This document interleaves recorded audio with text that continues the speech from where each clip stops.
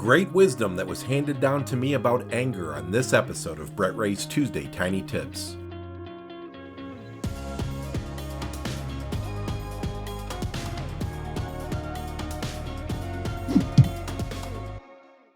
What makes you angry in your marriage? When she squeezes the toothpaste in the middle instead of rolling it up from the end?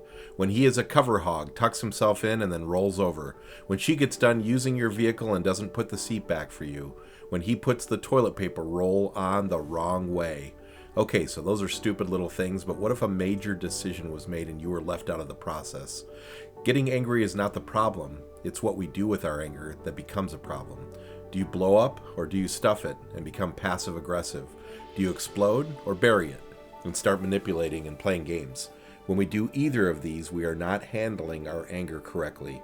One of my marriage mentors, Dave Wilson, said something that I thought was profound. He said, our anger is plugged into something and it may not be from a current situation.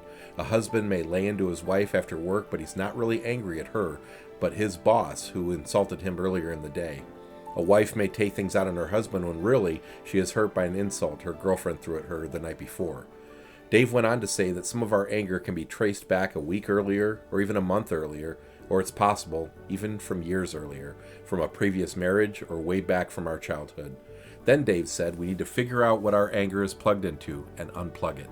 We need to trace the cord back and see what it is plugged into, what's causing all the trouble today. Dave and I agree that this is where a good counselor comes in handy. Some people think counseling is not necessary, but I think watching a good counselor do what they do is like watching a talented artist paint. It's a gift, and it can be used for our good.